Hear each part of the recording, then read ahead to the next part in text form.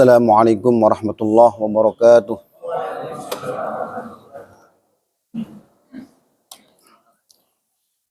Bismillah, alhamdulillah, wassalatu wassalamu ala rasulillah Sayyidina wa maulana Muhammad ibni abdillah wa ala alihi wa sahbihi wa mawalah. La hawla wa la quwwata illa billahil aliyyil azim.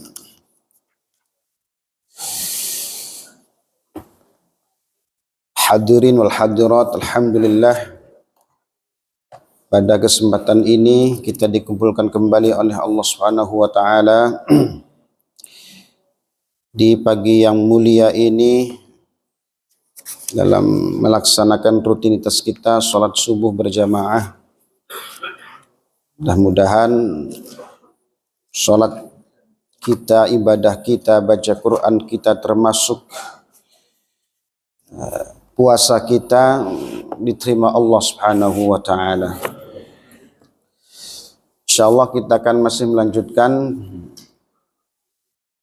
profil sahabat, bukan sahabat, tabi'in, dan sebagian mengatakan tabi'in Imam Abu Hanifah rahimahullahu taala, salah seorang ulama besar Ahlus Sunnah wal Jamaah dan satu di antara sekian imam madhab dan muassis madhab.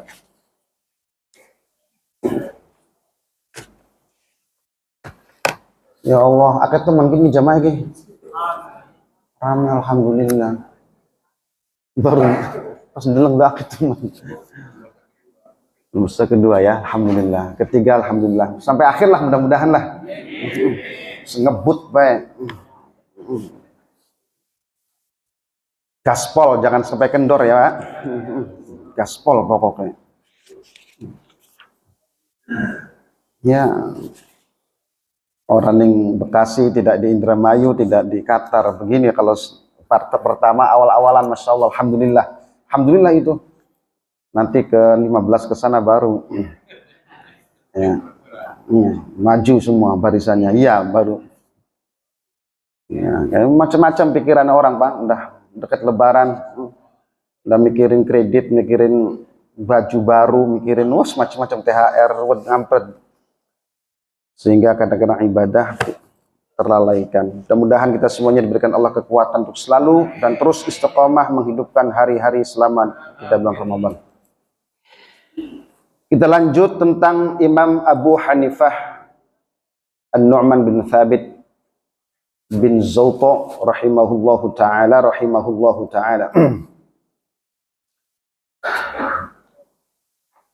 Sampai di mana ya bahasannya? Kelalen. Nah, embuh.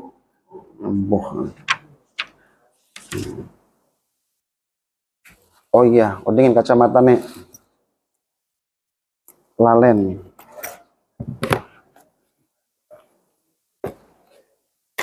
Ngapunten double mata nih gendelengnya tulisannya.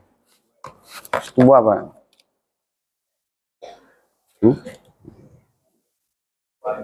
Wah.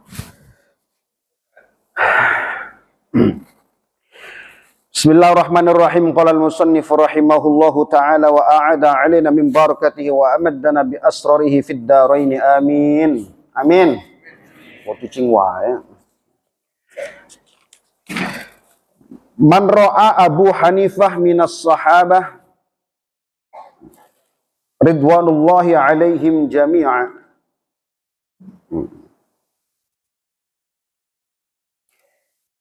Qala al-faqih al-muhaddits al-syekh Abdul Hayy al-Laknawi, bukan al-Kunawi, lamnya dua di sini, lamnya double, tasnya di lam. Al-Laknawi fi kitabih an-nafi' Iqamatul hujjah ala anna al-ikthar fi at-ta'abbudi laysa bi bid'atin. Imam Faqih al-Faqih ahli fikih. Faqih itu orangnya, kalau ilmunya faqih atau fiqh. Orang yang ahli fikih namanya faqih. Al-muhaddits ahli hadis. Asy-Syaikh Abdul Hayy dalam kitabnya Iqamatul hujjah ala anna al-ikthar fi at-ta'abbudi laysa bi bid'ah. Hujjah yang kuat, judulnya nih kitabnya, hujjah yang kuat yang akurat yang mengatakan bahwa memperbanyak ibadah itu bukanlah bid'ah. Itu judul kitabnya. Tambih. Ikhtilafal ulama fi kaunil imam tabi'iyan ba'da mattafaqu ala annahu adraka zaman as-sahabah. Faminhum man nafahu wa jam'un min ats-thiqati athbatuh. Kita sudah tahu sebelumnya bahwa ulama berbeda pendapat tentang Imam Abu Hanifah yang lahir tahun 80 meninggal 150 Hijriah. Beliau berusia 70 tahun berarti. Itu bener enggak? 80 meninggalnya 150. 70 tahun. 70 tahun. Di antara ulama ada yang mengatakan bahwa beliau adalah seorang tabi'in. Generasi dari tabi'in yang belajar kepada beberapa sahabat karena bertemu dengan beberapa sahabat. Di antaranya ada dua pendapat itu mengatakan dua sahabat, ada yang mengatakan 4, ada yang mengatakan 6, ada yang mengatakan 7 sahabat. Kalau demikian Imam Abu Hanifah berarti tafakuh, belajar kepada sahabat, berarti beliau adalah seorang tabi'in. Ada yang mengatakan bahwa beliau tidak bertemu dengan sahabat, maka berarti beliau adalah tabi'in. Beliau belajar dari tabi'in, muridnya sahabat. Faqala Syekhul Islam Abu Abdullah Az-Zahabi. Imam Az-Zahabi dalam kitab Al-Kashif, beliau mengatakan An-Nu'man bin Thabit bin Zawta ro'a Anasan. Beliau mengatakan Imam Az-Zahabi dalam kitab Al-Kashif bahwa Imam Abu Hanifah melihat Sayyidina Anas bin Malik radhiyallahu anhu. Wa sami'a Atha wal A'raj wa Ikrimah. Begitupun beliau mendengar hadis dari Atha, Al-A'raj dan Ikrimah. Wa anhu Abu Yusuf wa Muhammad. Hal ini diriwayatkan oleh Abu Yusuf muridnya dan Muhammad bin Hasan Asy-Syaibani muridnya Imam Abu Hanifah.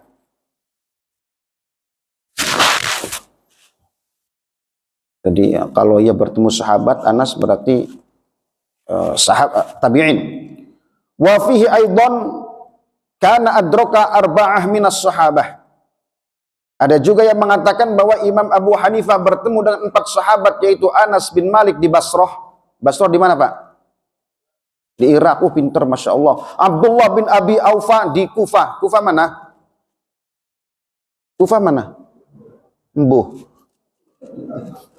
Kufah di Embuh. Irak juga sama. Basrah, Kufah, Irak.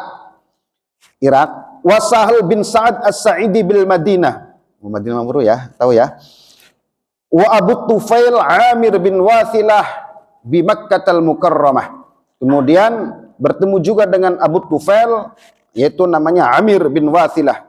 Sahal bin Sa'id As-Sa'idi, kemudian Anas di Basrah, Abdullah bin Abi Aufa di Kufah. 4 sahabat ini pernah ya mendapat ditemui oleh Imam Abu Hanifah dan Imam Abu Hanifah mendapatkan riwayat hadis dari para sahabat ini. Berarti memang Imam Abu Hanifah murid daripada sahabat.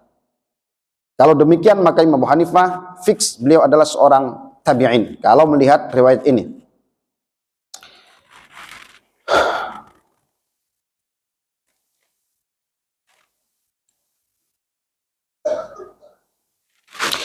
Man ruya anhum Abu Hanifah minas sahabah ridwanullahi alaihim jami'a. Jama'a Syekh Abu Bakar bin Ali bin Muhammad Al-Haddad Al-Aini asma' as-sahabati as-sab'ah alladhi ruya anhum al-imam rahimahullahu ta'ala fi baitaini min asy-syi'r. Syekh Abu Bakar bin Ali bin Muhammad Al-Haddad Al-Aini mengumpulkan beberapa nama sahabat yang 7 di mana Imam Abu Hanifah dapat hadis dari 7 sahabat ini, yaitu innal imama Aba Hanifah qad rawa an sab'atin min khairi sahbi Muhammadin Anasun wa Wathilatun wa Maqilu Jabirun wa bana Unaisin juz'u wa banatu Ajradi. Ngerti ya? Ngerti dewek babis ngerti angkluk. Imam Abu Hanifah bertemu dengan 7 sahabat, di antaranya adalah Anas, Wathilah, Maqil, Jabir, dua anaknya Unes, kemudian anaknya Ajrad gitu. Siapa nggak tahu nih namanya Ajrad di sini. Dah.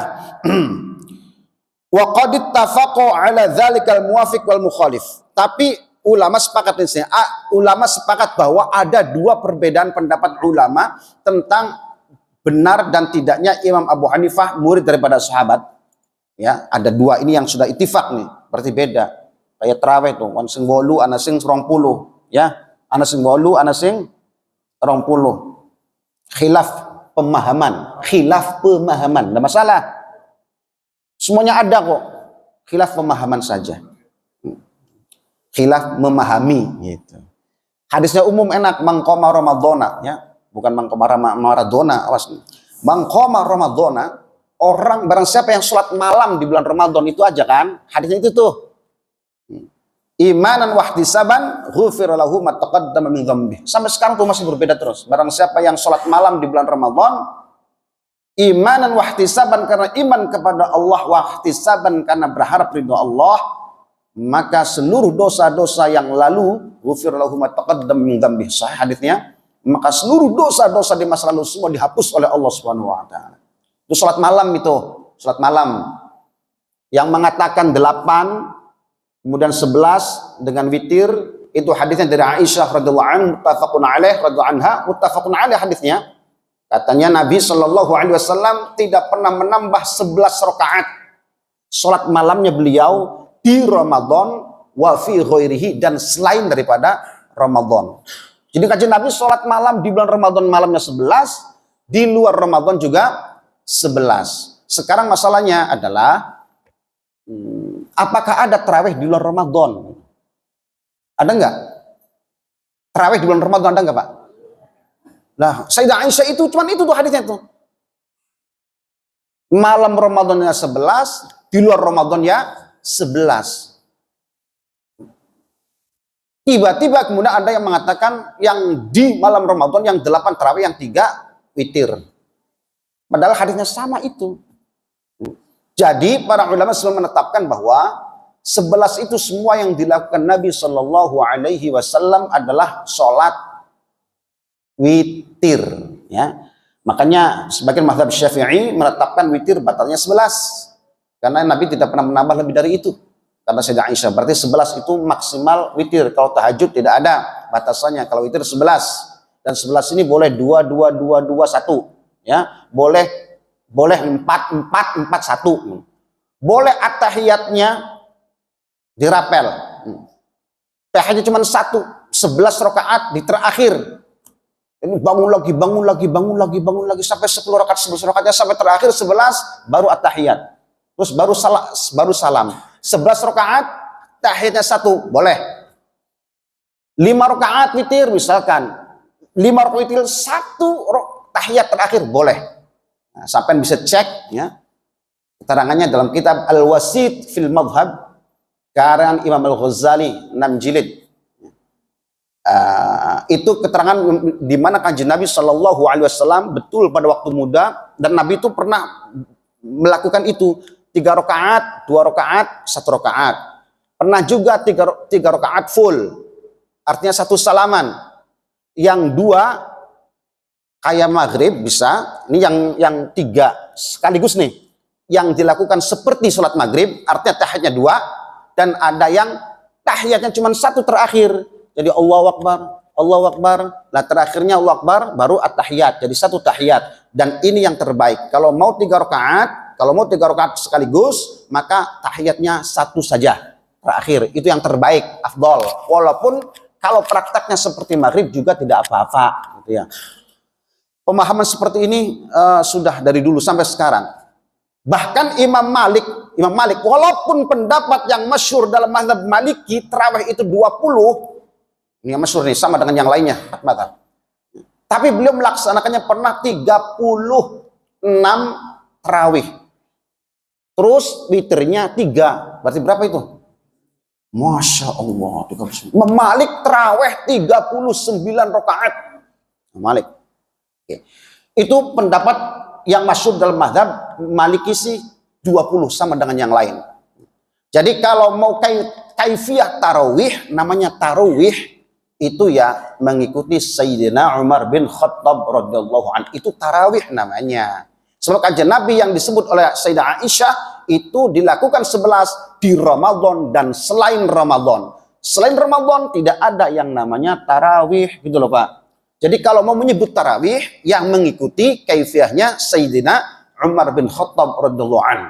Apakah saat itu dilakukan Sayyidina Umar dengan Imam Ubay bin Ka'ab ada pertentangan? Sama sekali tidak ada. Ya.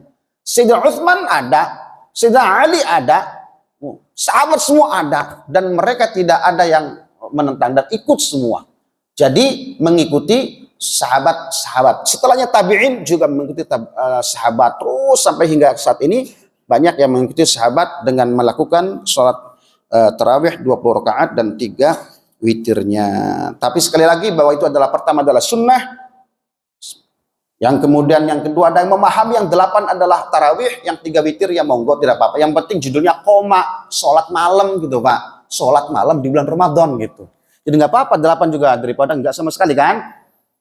Mau 8 boleh, mau 20 monggo, mau 36 Masya Allah. Ada yang mau 36? Kalau masjid ini 36 rakaat, Masya Allah wis pokoknya. Imam pe koro muadzine pe ngene 36 rakaat. Tapi alhamdulillah itu adalah rukhsah untuk kita semua, perbedaan pendapat para ulama.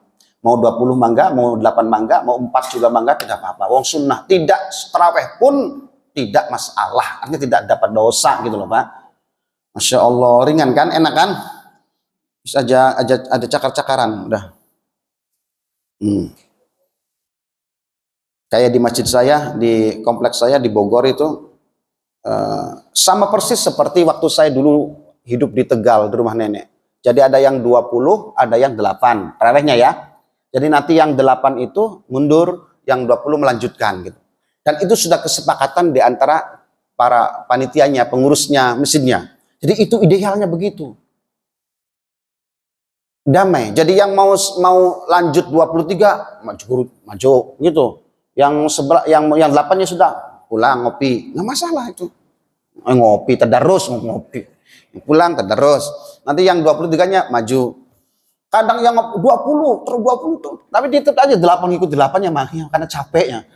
Artinya 20, ya capek lah 8 aja dah ngikutin 8-nya. Ya 8 20 terserah saja, yang penting sholat lah, gitu kan. Ya Allah. Wa qad ittafaqu ala dzalikal muwafiq wal mukhalif. Jadi sepakat bahwa Imam Abu Hanifah itu berbeda pendapat di antara para ulama apakah tabi'in dan atau tabi'in. Oke. Sekarang faminhum man qala, ada nih di antara gurunya Imam Abu Hanifah yang 7 sahabat itu adalah 6 laki-laki wa mra'ah dan 1 perempuan. Jadi guru perempuan. Imam Syafi'i juga ada guru perempuan Pak. Gurunya beliau perempuan tuh ada. Wa minhum man qala sab'atun, 7 wa mra'atun dan 1 perempuan. Itu gurunya Imam Abu Hanifah. Wa minhum man anqala aktsara min dzalik wa minhum man qala aqalla min dzalik. Nah, sekarang seperti sebelumnya pertemuan sebelumnya bahwa Imam Abu Hanifah bertemu dengan Anas bin Malik dan mendapatkan hadis thalabul ilmi faridatun ala kulli muslimin. Mencari ilmu, menuntut ilmu adalah sangat wajib bagi setiap muslim. Ini hadis diriwayatkan oleh Imam Ibnu Majah dalam kitab Sunan Ibnu Majah. An Anas anin Nabi sallallahu alaihi wasallam wa qad rawahu Ibnu Abdul Bar fi Jami' Bayanil Ilm an Anas anin Nabi sallallahu alaihi wasallam wa rawahu Tabrani fil Kabir wal Awsat an Ibnu Mas'ud anin Nabi sallallahu alaihi wasallam wa qad rawahu aidan an Abi Sa'id al-Khudri wa Ibnu Abbas wal Hasan bin Ali kulluhum anin Nabi sallallahu alaihi wasallam annahu qala talabul ilmi faridatun ala kulli muslimin. Jadi Imam Abu Hanifah mendapatkan hadis dari Anas bin Malik. Sementara hadis yang lain dari Ali juga dapat ada hadis seperti itu. Jadi Imam Abu Hanifah mendapatkan hadis yang valid kalimatnya talabul ilmi faridatun ala kulli muslimin yang beliau dapat dari Anas bin Malik radhiyallahu anhu. Terus wabil isnadi ila Yusuf. Qala Abu Hanifah rahimahullahu taala sami'tu Anas bin Malik yaqul sami'tu Rasulullah sallallahu alaihi wasallam yaqul ad-dallu 'alal khairi ka fa'ilihi wa innallaha yuhibbu ighathatal lahfani. Kata Abu Hanifah rahimahullah, saya juga pernah mendengar Sayyidina Anas bin Malik. Beliau berkata, aku mendengar Nabi bersabda, yaqul ad-dallu 'alal khairi kafa'ilih. Orang yang menunjukkan, hadis ini Pak, orang yang menunjukkan pada kebaikan maka dia seperti orang yang melaksanakan kebaikan itu. Nah, ini nih. Hadis sahih ada lagi, barang siapa man fattara shaiman. Barang siapa yang memberi makan kepada orang yang berpuasa, berbuka kepada orang berpuasa, maka ia mendapatkan pahala orang yang berpuasa itu secara sempurna tanpa kurang sedikit pun. Ini hebat banget ini hadits ini. Barang siapa yang memberi atau memberi sesuatu untuk berbuka puasa kepada orang berpuasa, maka dia mendapatkan pahala puasa orang tersebut yang tidak terkurangi.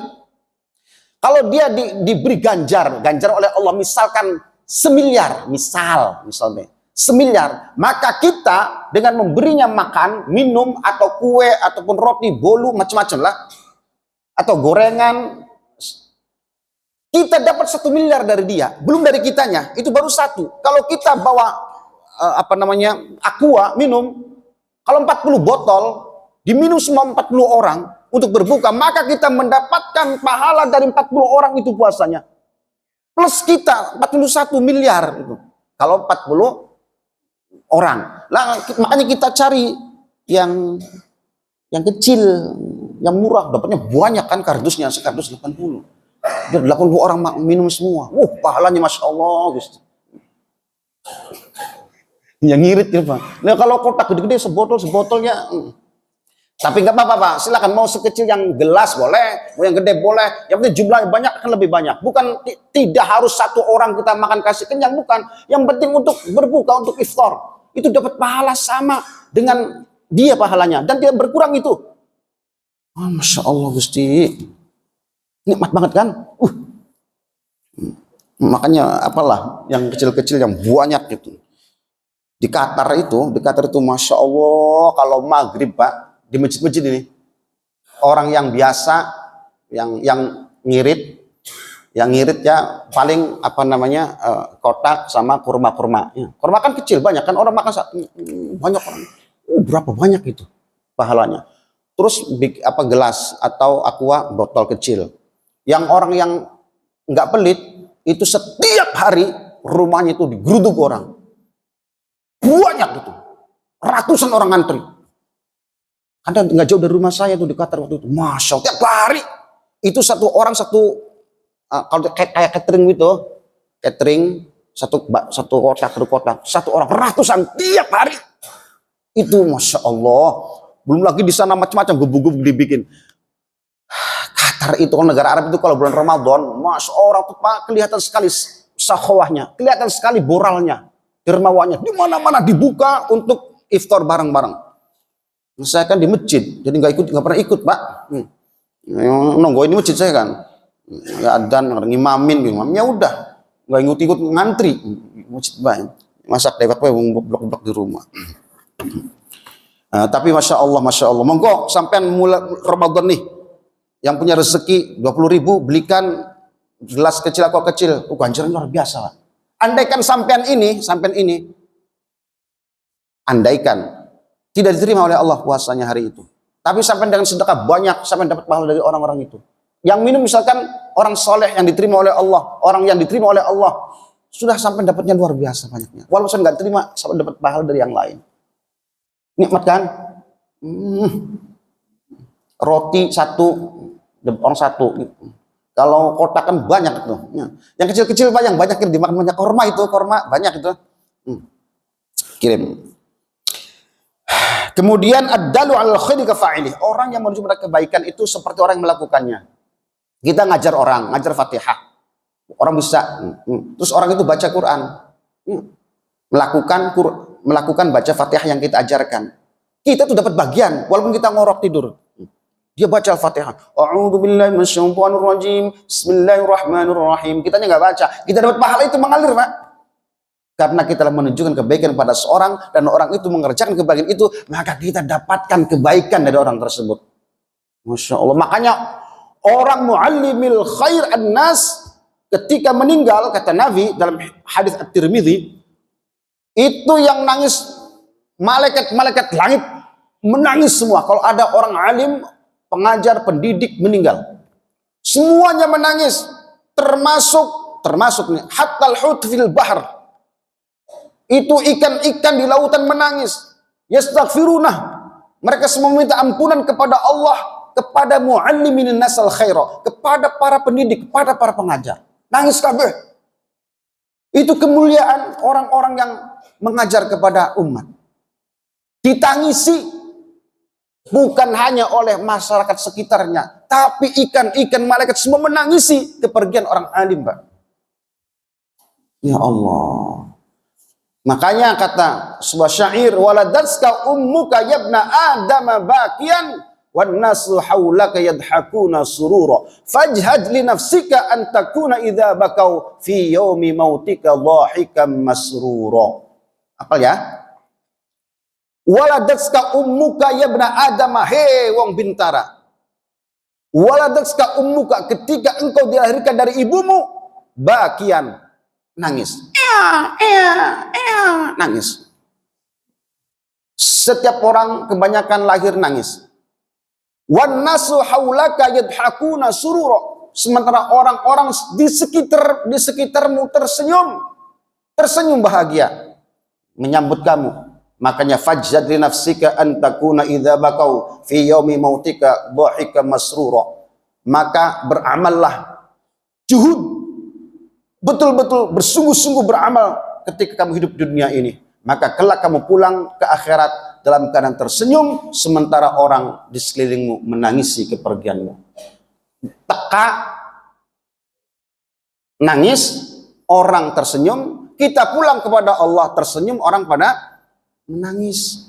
Jangan sampai kita balik kepada Allah orang pada senyum. Mampus juga lu, mampus juga lu kan. Gak enak kan, aman dah itu ayam-ayam aman. Ini ayam wah, nggak enak malah disenyumin. Mau diperes ya, alhamdulillah. Ya, makanya hidup yang sungguh-sungguh, sembayang, ngaji, sing istiqomah. Capek Pak, yang namanya orang ibadah kalau ngurusin capek. Sedekah berat bagi orang yang memang hatinya belum ikhlas. Semua berat, ibadah ini berat, hidup ini berat. Tapi kalau dilakukan karena Allah, ya kita mengabdi kepada Allah dengan rasa syukur kepada Allah, maka akan ringan. Aja kayak godong ganggeng, Pak. Itu godong ganggeng. Di kampung mengerti ya. Aja kayak godong ganggeng cukulening waktu rendeng kongkon salat ora kiyeng alasan endase. Ku ngerti puyeng ngambung yang jangan seperti godong itu, daun ganggang itu yang tumbuh di bulan hanya musim rendeng saja. Suruh sholat nggak mau, alasan banyak sholat. Nah, mumet, nanti di rumah aja macam-macam ya. Hati-hati. Waktu zuhur masih ning kasur, wayah asar muter-muter ning pasar, waktu newis wayah maghrib, matane rasa newis arif. Maghrib mata newis arif ngantuk. Waktu isya gelar-gelar kelasa, mancing subuh ora iya ora embuh. Ya udah sekarang apa ini? Jadi sembahyang nabe alasannya. Ya malas ya, kalau kita nuruti malas ya malas baik Pak, malas baik. Insya Allah. Ya Allah Gusti, mudah-mudahan kita diberikan istiqomah Pak, semangat ibadah, ngabdi ibadah kepada Allah. Banyak bersyukur, sampai itu dipakai iman untuk bersyukur. Nah secara syukurnya adalah dengan banyak ibadah, itu syukurnya. Allah ngasih duit, Allah ngasih jabatan, Allah ngasih nafas, Allah ngasih kesehatan, Allah ngasih dunia kepada siapapun hamba-hambanya dunia ini. Tapi tidak Allah kasih iman Islam kecuali kepada hamba-hamba yang dikasihinya, yang dikehendakinya. Kita ini menjadi hamba Allah yang dikehendaki Allah, dikasih Allah. Orang kafir dikasih jabatan semuanya, orang Islam juga ada semuanya. Ya, tapi iman tidak dikasih kecuali kepada Allah yang Allah kehendaki. Kita ini adalah hamba-hamba Allah yang dikehendaki Allah, diselamatkan Allah, dibahagiakan Allah dengan memberikan Allah ya kepada kita iman. Itu harus disyukuri, Pak. Iman itu Masya Allah tidak akan khuludun finnar. Orang yang dalam hatinya ada sebiji dzarrah dari iman tidak akan pernah kekal selamanya. Orang yang dalam hatinya ada iman pasti diangkat, pasti diangkat. Makanya kenapa ada hadis Nabi terakhir orang yang dari jahanam diambil itu diberikan 10 kali lipat besarnya dunia ini. Itu terakhir orang yang beriman kepada Allah itu, Pak. Terakhir umatnya Nabi Muhammad, terakhir nih yang diangkat oleh Allah dari neraka, berarti dicelup. Cuman karena dia punya iman, diangkat juga walaupun dicelup dulu. Ini terakhir umatnya Rasulullah yang beriman, yang masuk neraka dinerakakan dulu, kemudian masuk ke surga, itu masih mendapatkan besarnya 10 kali lipat dunia ini untuk dia. Orang terakhir itu, orang terakhir. Mau dicelup, Pak? Dicelup. Naudzubillah min. Celup. Ini celupnya, kalau celupnya di neraka, Masya Allah, Gusti Allah, ya Allah Gusti. Kulit yang ringkih. Kata Sayyidina Ibnu Abbas dalam Al-Quran itu, "Waladaka fi ayatina sawfa nuslim naro kullama nadrijat juluduhum baddalnahum juludan ghairaha liyadzuqul adzab innallaha kana azizan hakima." Itu sehari 70 kali ganti baju, ganti kulit. Orang neraka itu setiap harinya diganti oleh Allah 70 kali ganti tubuh kulit. Ketika hancur kulit itu ambrol, berantakan, panas, diganti lagi dengan yang baru. Kullama nadhidat juluduhum baddalnahum juludan ghairaha liyadzuqul azab, supaya rasain siksanya Allah. Itu orang neraka itu. Salah satu siksa neraka di mana manusia itu ketika kulitnya ambrol, panas, hancur, Allah ganti yang baru. Disakit lagi, sakit dan tidak pernah mati. Terus dan tiap hari 70 kali disayat-sayat. Perasaannya dihancur-hancurkan oleh api, dijilat api. Itu neraka. Kita kulit yang Masya Allah, yang ringkih, yang kecil yang begini. Kayak luar biasa, Pak. Naudzubillah, ya Allah, lindungi kami dari neraka, ya Allah. A'in, ya Allah, ajirna min adzabin nar.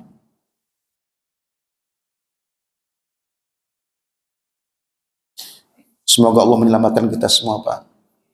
Alhamdulillah Nabi kita tidak rela, tidak ridho, kita di neraka nggak mau. Karena Nabi melihat sendiri bagaimana siksa neraka itu. Sehingga Nabi SAW akan membantu kita, membela kita, mensyafaati kita, menolong kita nanti kelak di akhirat. Nabi nggak mau kita ini orang bintara semuanya, kita semuanya disiksa, disakiti, mendapatkan kesengsaraan di akhirat. Maka Rasulullah adalah sahibus syafa'atil uzma. Beliau akan datang mencari kita, menjemput kita, membawa kita kemudian ke dalam surga Allah Subhanahu wa taala. Maka jangan lupa banyak berselawat atas Nabi kita Muhammad sallallahu alaihi wasallam.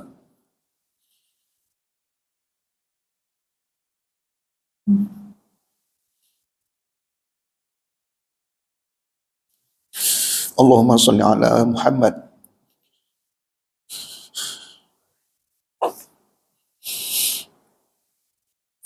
Terus kanjeng Nabi sallallahu alaihi wasallam dawuh, man tafaqqaha fi dinillah kafahullahu hammahu wa razaqahu min haitsu la yahtasib. Ya, hadis Nabi sallallahu alaihi wasallam yang juga didapatkan oleh Sayyidina Abu Hanifah rahimahullahu taala. Barang siapa yang belajar agama, man tafaqqaha fi dinillah kafahullahu hammah, maka Allah akan menghilangkan segala kesusahannya, mencukupinya. Wa razaqahu min haitsu la yahtasib, Allah akan beri rezeki dia dari hal yang tak terduga. Kita mondokin anak. Jangan pesimis Allah tidak memberikan jalan bagi rezeki untuk anak kita pesantren. Nabi katakan barang siapa yang belajar agama, maka Allah akan cukupi dia. Maka Allah akan berikan rezeki dia dari mana saja yang tak terduga. Kalau kita mementingkan nih belajar agama Allah akan penuhi itu. Nah, matanya Pak.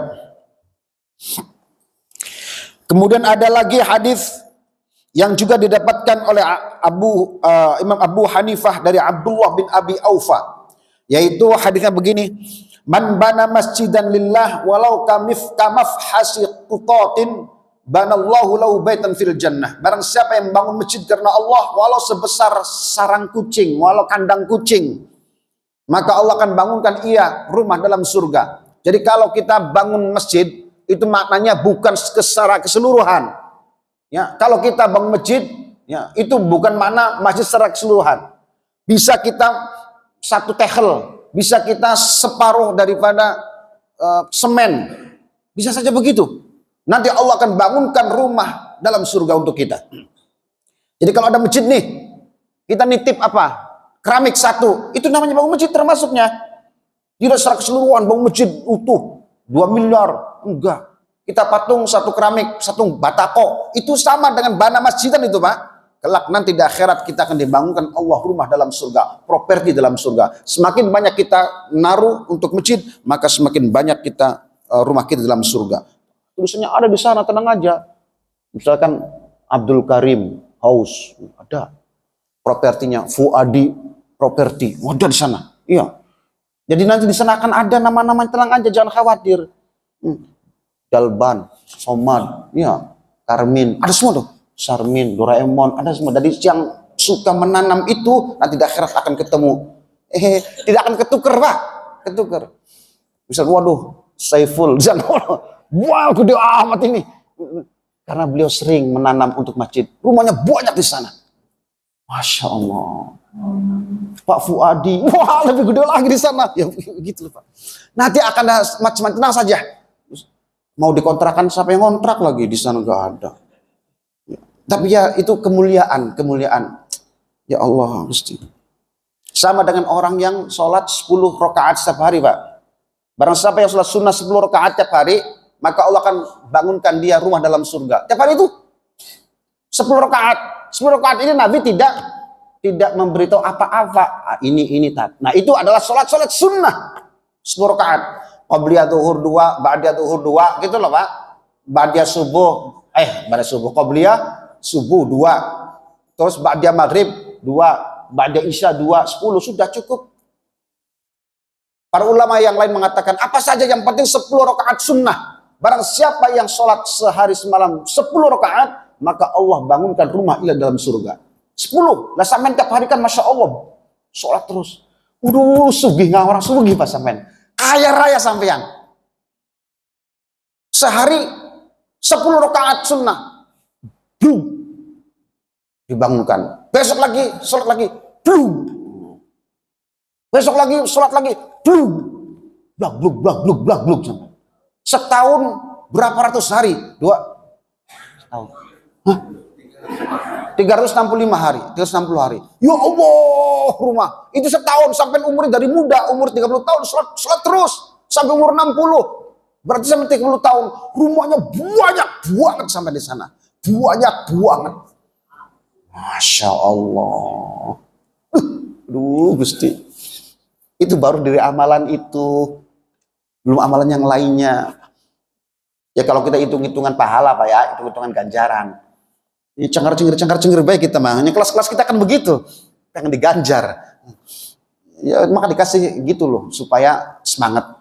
Padahal ibadah itu jangan lihat ganjaran, jangan rumah, jangan balasan lah. Karena pangeran aja lah terserah. Dikasih rumah di sana alhamdulillah, nggak dikasih rumah ya innalillah. Ya, yang penting dapat ridhonya Allah. Itu yang penting mah. Tapi ya kita kan makomnya beda-beda. Ya wes ayo lanjut. Terus ada lagi nih hadis. Wabil isnadil mutaqaddim dzakaru anhu radhiyallahu an qala Walatu sana thamanin, kata Abu Hanifah dalam sebuah riwayat, aku lahir tahun 80. Aku datang di Kufah ketemu dengan Abdullah bin Unais di Kufah tahun 94. Nih, lahir tahun 80, saya datang ke Kufah bertemu dengan Abdullah bin Unais di Kufah tahun 94. Berarti 14 tahun.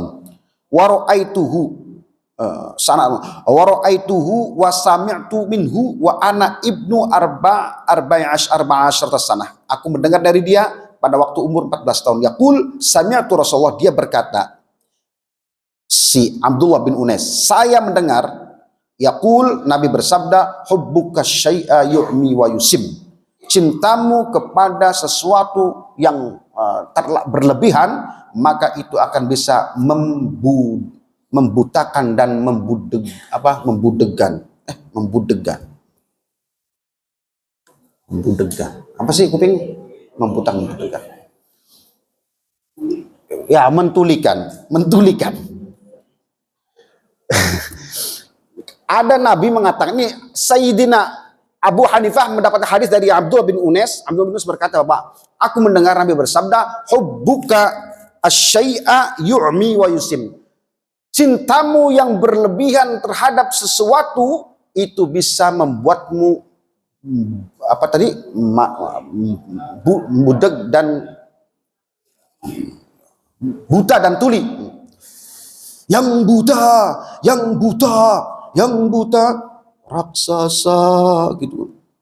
Kata Bang Haji Ramai-Ramai itu, yang buta mata hatinya.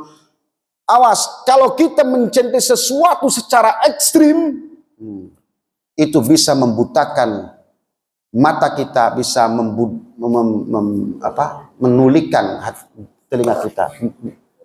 Huruf amat tuh bahasa Indonesia tuh menulikan. Ini Pak, kalau orang sudah senang sesuatu itu, masya Allah, orang kalau sudah senang berlebihan, itu akan keluar Pak, ekstrim itu. Kalau kita demen seseorang, demen banget, apapun yang ada pada dia, bener kabeh, bagus kabeh, gak ada cacatnya, ekstrim kita keluar, gak bisa objektif, subjektif, subjektif baik. Salahnya benernya bener sekali.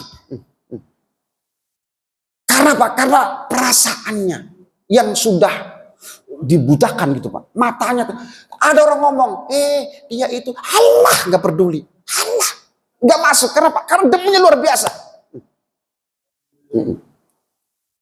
Tony, ya itu si Dewi itu, aduh, cewek nggak bener itu, Allah nggak denger Pak. Oh demen banget sih si Tony ini. Tony sama Dewi demen banget. Pokoknya kayak Dewi itu luar biasa, nggak ada cacatnya Pak. Hati-hati tuh. Bisa membuat mata kita buta, telinga kita budek. Makanya hati-hatilah mencintai, jangan terlalu berlebihan. Yang benar-benar mencintai Allah dan cintai Rasul itu. Yang lain jangan terlalu berlebih. Nanti tuh sakitnya di sini Pak. Di sini nih sakitnya kalau ada sesuatu. Orang kalau lagi benci pada orang, kalau lagi benci nih, benci setengah mati, udah semuanya jelek. Sebagus apapun jelek. Terus jelek pisan. Yang bagusnya sada dianggap buruk, yang buruknya itu buruk sekali. Hati-hati. Pilkada kayak mau presiden kayak mau calon apa begitu semua. Kalau udah senang. Apa yang bener kabeh pokoknya. Hati-hati dong. Enggak netral lagi sudah. Makanya kalau memberikan sesuatu yang kira objektif, ya hatinya harus netral. Jangan terlalu berlebihan, ekstrim, hulu, hati-hati. Sesuatu yang berlebihan tuh nggak baik. Gula tuh manis, sama kopi, sama teh enak kalau sesuai dosis. Ya kalau gelasnya kecil segini, gulanya setengah gelas. Manis, biar manis. Ya, kebanyakan juga akhirnya kan modar. Ya yang pas saja, yang biasa supaya objektif. Jadi Hubbuka syai'a yu'mi wa yusim. Orang kalau senangnya berlebih akan matanya buta, kupingnya akan budek. Kerja pagi sampai maghrib, ada azan pun lewat, seneng pengen luruh panenan. Banyak Pak di kampung Pak, berangkat pagi-pagi, apalagi sekarang ada usum apa ya, begini mata, apa sih namanya, awuran. Jadi orang tuh pada lari, banyak-banyak kan dapat itu kan, nanti kan ngebot, nanti dapat lebih banyak. Jadi sebelum subuh, ya Allah, jam 4, rok terus, keluar semua. Orang lari-lari, belum sholat subuh itu, pada bawa arit, bawa waring ke sawah, lari, buat. Nanti mereka bagian dapat banyak, terus digebot, dapat nanti dicatu kan, 7, 1, atau 8 ember, 1 ember gitu ya. Jadi sebelum subuh, rok, berisat kok sawah semua. Ya Allah, yang adzan itu kiwaud, nggak ada yang denger itu. Allah, oh, jebrok terus. Ayah sholat, bukan hayya, ayah sholat. Kiwaud itu. Pagi-pagi bawa cempor ke musola itu. Lalu cempor, nyebrang kali rumahnya. Masya Allah, kiwaud. Kalau setiap subuh ada tuh ahli ibadah, ahli jamaah. Kalau subuh adzan, adzannya nempel tembok Pak. Nempel tembok adzannya juga. Nyender, udah ngantuk. Di situ penting geletak tuh anak muda tidur di musola itu. Benar-benar ngorok. Sebelum senderan di tembok.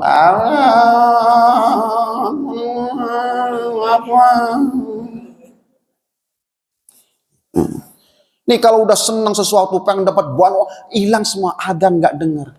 Zuhur masih di sawah, itu, angkut itu. Sampai asar baru sampai di rumah, capek kan, mandi, sampai maghrib, baru medang ngopi maghrib, sampai isya, bablas itu, isya nongkrong pegel selonjor nonton TV, tidur Pak, nggak tahu subuhnya kemana, maghribnya hilang, asarnya mabur, maghribnya hilang kabeh. Itu dicoba dengan kesenangan dunia, itu dunia. Ya Allah Pak, kalau kita di dunia ini dijatah oleh Allah memiliki secara finansial ekonomi yang pas-pasannya, di akhirat jangan sampai lagi Pak. Kalau kita sengsara dunia ini, jangan sampai sengsara lagi di akhirat. Ya, gitu. Oh, selama-lama masa kita 70 tahun melarat, nggak pernah tidur di spring bread. Selamanya tidurnya di ranjang, nggak pernah nyobain rasa apa? Spring bread. Kapan segitu? Banyak orang-orang di kampung Pak, seumur umur nggak pernah ngerti apa itu tidur yang kasur del itu Pak. Nggak pernah. Bener Pak, ini nyata. Saya itu belum pernah namanya spring bread itu. Saya dulu pernah mondok di Brebes, ada teman udah modern Pak, bapaknya bos martabak. Saya ingat aja, 4 orang itu main ke rumah dia. Yuk di Tegal, tidurnya di gitu, yang del gitu ya. Bel. Kalau di kampung kan enggak, letak-letak di ranjang, di dipan. Enggak bisa tidur, Pak. Wah, di bawah, di atas, enggak, gelundung, perasaan yang gelundung, Pak. Perasaan tuh tidur di sini, enggak enak amat sih. Ya spring bread-nya itu kan tinggi. Spring bread, spring bread itu tinggi. Saya duduk aja kayak melorot gitu. Pas ngeliat kayak dengkang ke sana, kayak duling sini gitu. Tidur miring kayak gelundung sini, gelundung ke sini. Sekarang nggak betah tidur gini. Enak di bawah, ambil apa sajadah, glodak, ngorok enak. Tidur spring bread. Ya kalau kita di dunia ini hidupnya pas-pasannya, Masya Allah. Di akhirat jangan sampailah. Cukup di dunia saja. Kita masih punya harapan di akhirat, Allah muliakan kita. Jadi kita dunia ini sudah cukup. Yang penting ibadah kita, sholat kita jangan ditinggalkan. Ya, gitu Pak ya. Ya Allah Gusti, bawang kampung. Saya itu pernah tahun 1998. Ya, saya keluar pesantren tahun 97. Saya selesai mondok tahun 97, mondok kitab ya. Saya ke Jakarta. Nah, ke Jakarta merantau. Ke Jakarta. Ya, Jakarta, tangannya Bekasi. Saya ke Jakarta. Ke Jakarta 6 bulan kira-kira sebelum apa namanya Soeharto di grog-grog gitu kan. Nah, suruh turun. Saya ngimamin pernah bulan Ramadan di komplek Larangan Jakarta Barat. Saya ingat baik karena itu pengalaman, Pak. Pengalaman di komplek Jakarta Barat ya, dekat Joglo itu sana tuh komplek Larangan namanya. Ingat aja. Ya sebutnya pernah ke saya. Saya ngimamin di sana di rumah. Ada orang NU, Muhammadiyah, pokoknya keluarga lah enak situ, enak. Saya situ, kita habis makan, habis buka puasa di situ, Pak Ustadz, nanti buka puasa di sini ya. Iya Pak, insya Allah. Sebelum maghrib saya datang ke situ. Saya tuh diemnya waktu itu di Gondrong, Kelurahan Gondrong, Cipondoh, ya. Gondrong, Cipondoh, Tangerang. Terus saya ke situ 2 kali naik mobil. Jalan kaki Pak, ya Allah sengsara amat Pak. Hujan gerimis, dari jalan daripada naik becak, naik ojek, duitnya mahal kan. Belumnya duit waktu itu melarat ya. Lari baik pakai batik saya. Orang bilang liatin aja. Bawa tas isinya buku. Muncul lari jauh dari jalan rayanya. Tawari ojek, ngomong. Olahraga, dasar melarat, gak apa-apa. Dasar melarat, gak apa-apa, melarat juga. Olahraga, senyap, lari, gerimis, mampir lagi. Aduh, sengsara Pak. Sampai ke rumahnya, alhamdulillah, habis buka. Gusti, wong kampung Jelipungnya. Di situ ada makanannya banyak, ada apa di gini-gini macam-macam kan. Wah. Yang namanya garpu dikasih tisu gitu kan enggak ada boro-boro kayak gitu. Sendok dikasih tisu digelebet-gelebet kan. Saya bingung amat cuma ya Allah Gusti Pak, ayo Pak Ustaz. Saya tengok gimana caranya. Makanya kayak gini. Ya dicopot-copotin. Ya Allah Gusti, yang di kampung makan gereja sambel, biasa kortanan, taplok sampai keringetan. Ini banyak makanan. Udah makan ceritanya Ibu Bapak. Ini nyata. Saya pengen mules ceritanya kan. Silakan ada kamar mandi? Ada Ustaz, monggo. Saya masuk. Ya Allah, nggak ada yang namanya yang duduk ini. Yang apa? Ada yang duduk begini. Yang kayak gini duduknya ya. Iya. Kan ditutup. Saya tuh mana WC-nya? Itu ada beberapa kamar. Tilong lagi tuh, gak ada WC. Astagfirullahaladzim. Saya mules Pak waktu itu bener. Bunung Mbak saya. Tapi ini apa ya? Saya tuh nggak ngerti tutup ini Pak. Tempat duduk itu tutup, bluk gitu ya, ditutup kan? Tempat nya kan tutup ya. Ini apa ya? Jangan-jangan ini nih gak ada lagi soalnya. Aduh, tapi nggak berani buka, takut bunyi, takut apa gitu kan. Aduh ya Allah Gusti, saya deg-degan mau buka nih. Ada gejelekannya, gejelek, ya udah tahu. Saya diem aja, tilang-tilang mau dipegang takut. Ya Allah Gusti, apa ini ya Allah.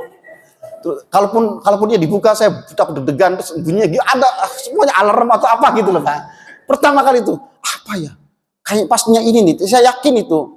Ini nih, tapi aku nggak ngerti cara gunanya, aku takut baik. Jadi nggak jadi. Tahan Pak.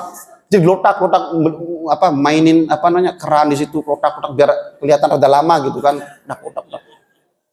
Pas keluar udah Pak Ustaz.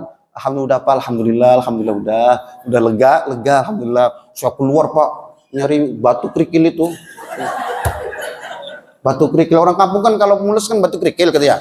Yang kering supaya jangan mules gitu kan. Pak, saya keluar dulu ya Pak. Mangga bagus mangga. Saya keluar nyari kerikil ya Allah Gusti. Digenggam saya 3-4 kerikil ya Allah. Begini amat saya. Aduh nyari masjid yang lain, nyari masjid. Oh di rumah, soalnya di rumah Pak. Di rumah makanya. Tuh orang kampung segitunya Pak. Ya Allah. Sekarang alhamdulillah Pak. Saya juga punya seperti itu kan di rumah kan pakainya kan. Punya bisa lah ngerti lah. Mau duduk, mau geleleng, mau dakom caranya gimana bisa kan. Mau nungging itu mah udah pertama kali. Allahu Akbar. Terlalu jelipung kampungnya. Ya mudah-mudahan lah Pak, kita semua Allah Subhanahu wa taala masukkan kita semua dalam surganya. Amin Pak. Yang finansialnya kurang, insya Allah penuhi. Amin Pak. Cukupi. Yang penting kaya itu di hati, bukan di fisik ya. Kaya itu di hati. Orang kampung itu pagi bawa teh tubruk di aqua tuh, batu berbau pasar, bawa udang garam merah atau jarum coklat. Kalau ke sawah, makan sarapan, makan itu, minak jinggo, pulang duhur sholat, mukanya, apanya, ceria banget gitu. malam nongkrong habis maghrib sama teman-teman, Masya Allah. Nggak ada beban Pak, paginya begitu rutinitasnya. Sisi lain ada orang yang Masya Allah rumah ada, kerja di bank, lamun, udah mikirin, kredit lah, hutang lah, itulah, macam-macam bro, ngamplet. Ambisinya tinggi, jadi itu yang di kampung tenang banget. Jiwa Pak, hati. Kalau hatinya orang menerima, syukur, nikmat, tenang hidup tuh, tenang. Salah satu jalannya, jangan ngutang Pak, jangan banyak utang, jangan punya utang hidup tuh, punya utang tuh ruwet. Syukuri Pak. Ambisi kalau kita mau beli mobil belum kuat ya, jangan dulu, jangan dipaksa. Beli motor, jangan dipaksa. Kalau dipaksa, apalagi Bang Emon, ya, yang keliling-keliling gitu kan, ya Allah, mencekek bener itu. Ada tuh, jangan punya utang, jangan punya utang. Saya emang nggak mau yang namanya apa itu Pak, bulanan itu, arisan itu sama dengan utang, saya mah ruwet itu. Masa kita 10.000 akhirnya ambil segitu, bayar lagi, ngapain? Bayar lagi, utang lagi. Arisan itu sama aja, ngutang kan. Dapat 100.000, nanti setiap bulan 10 bayar, sama aja. Saya dulu pernah ikut arisan soalnya, setahun aja, sekalipun udah selesai. Masa dapat balikin lagi, suruh bayar lagi kan? Saya nggak mau pertama, paling akhir saya dapatnya. Pak Ustaz dapat, nggak mau dapat. Kan di sana kan banyak kan, lumayan, dapat lumayan kan. Sekian juta, aku nggak mau. Yang lain aja sok kali. Saya paling akhir nggak mau. Kalau dapat pertama, saya dapat pertama, ya udah nih sahur buat 10 bulan, udah setahun. Kayak utang Pak, kayak utang, kejar-kejar baik. Urip jangan banyak utang. Kanjeng Nabi orang yang mati ninggalin utang gak mau nyolati Pak. Ini sebagian ulama yang mengatakan orang yang mati meninggalkan utang itu, ada yang mengatakan hukumnya kanjeng Nabi kafir, tapi naudzubillah tidak. Karena Nabi tidak maunya nabinya saja, Nabi menyuruh orang sahabat untuk tetap menyolati orang itu, gitu Pak ya. Jadi bukan kafir, kalau nggak mungkin Nabi nyuruh nyolatin yang lain kan. Udah kamu aja. Itu siapa jenazah itu yang Nabi? Si fulan, adakah dia utang? Hal indahu dainun? Nah, berapa? Ya cuma 500.000 kanjeng Nabi. Silakan sana sholati.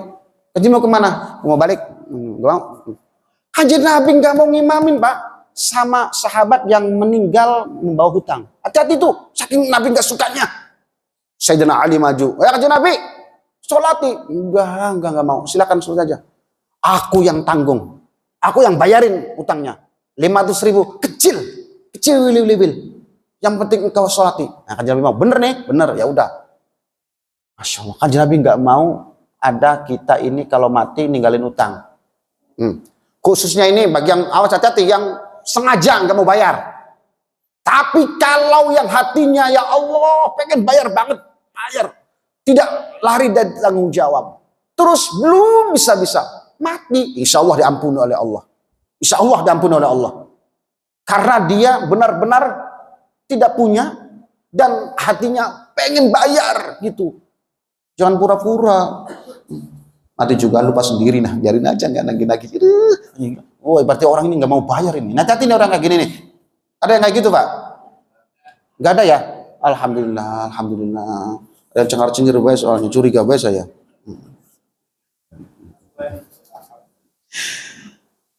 Udah, monggo baca doanya. Ada yang bertanya silakan. Nggak ada ya? Alhamdulillah diam. Selesai waktu. Udah? Nggak ada yang tanya? 1, 2, 3, enggak ada, alhamdulillah. Yuk. Baca doanya bismillahirrahmanirrahim. Allahumma inni astaudi'uka ma 'allamtanihi farduduhu ilayya 'inda hajati ilaihi wa la tunsinihi ya rabbal alamin. Subhanakallahumma bihamdik asyhadu an la ilaha illa anta astaghfiruka wa atubu ilaik.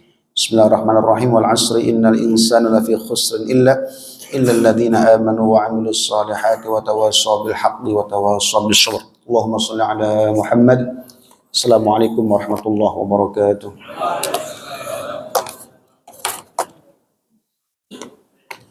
Ya, sarapan.